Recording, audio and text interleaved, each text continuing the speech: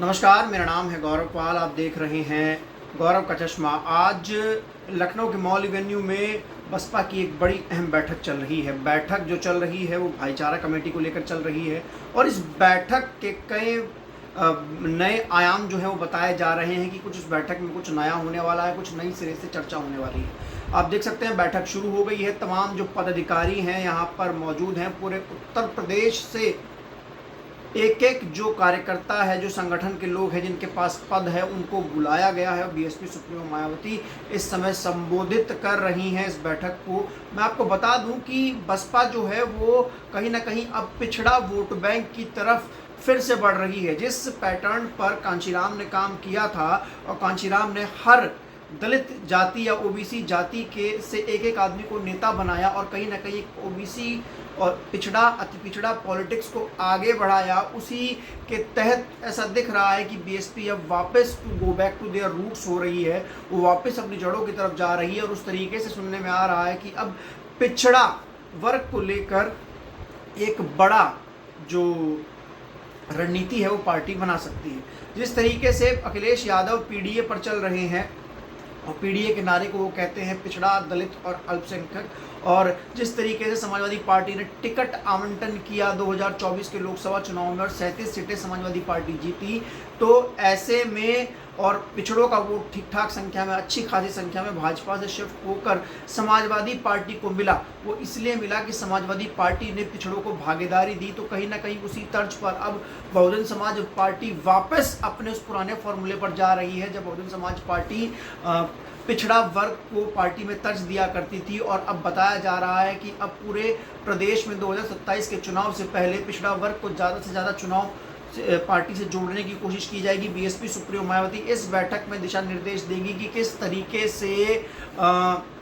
पिछड़ा वर्ग को पार्टी के साथ जोड़ना है, किस तरीके से पिछड़े वर्ग के लोगों को पार्टी के साथ लाना है। तमाम जो भाईचारा कमेटी बनाई गई है, जो पिछड़ा खासकर पिछड़ा वर्ग को लेकर जो कमेटी बनाई गई है। आप सभी लोग जानते हैं कि उत्तर प्रदेश में लगभग 52% के आसपास ओबीसी वोट है और जो हर पार्टी को मिलता आया है। ऐसा नहीं हो किसी एक पार्टी का बंधुआ है, लेकिन वो वोट जो है वो हर पार्टी को मिलता आया है। तो ऐसे में पीडीए के तहत अखिलेश यादव को अच्छी खासी संख्या में पिछड़ा वोट मिला। वो जब मिला जब अखिलेश ने पीडीए के तहत ज़्यादा से ज़्यादा पिछड़े टिकट किए। उससे पहले वो बीजेपी को मिलता था, उससे पहले वो बसपा को मिलता था और बसपा को भी बड़ी संख्या में प्रजापति समाज का, कश्यप समाज का, पटेल कुर्मी समाज का तमाम जो वोट है वो मिला है। अगर हम उत्तर प्रदेश की पॉलिटिक्स को बड़ी महीनता से देखें तो इससे पहले भी जो पिछड़ा वर्ग का वोट था वो बीएसपी के साथ था। और जो आज पिछड़ा वर्ग की पार्टियां नजर आती हैं, ओम प्रकाश राजभर की पार्टी है, अनुप्रिया पटेल की पार्टी है, संजय निषाद की पार्टी है, तमाम ऐसी क्षेत्रीय पार्टियां हैं जो बनकर खड़ी हैं पिछड़े वोटों के दम पर। वो कहीं ना कहीं जो हैं उनकी पॉलिटिक्स शुरू होती है बसपा से, क्योंकि अगर बसपा से पहले देखा जाए तो उत्तर प्रदेश की सियासत पर ब्राह्मणों की का वर्चस्व था। वोटर भले ही पिछड़े दलित थे लेकिन सत्ता ब्राह्मणों की रहती थी। तो ऐसे में कांशीराम साहब ने जो वो चेंज किया और उन्होंने जिस जाति के वोटर थे उसी जाति के लोगों को चुनाव लड़ाना शुरू किया। तो ऐसे में एक बड़ा इमरजेंस आया और पिछड़े नेता थे वो निकल कर आए, वो संसद और विधानसभा पहुंचे और उसके बाद फिर पिछड़ा वर्ग की पॉलिटिक्स शुरू हुई। उन्होंने मुलायम सिंह यादव को कहा कि तुम अपनी पार्टी बनाओ।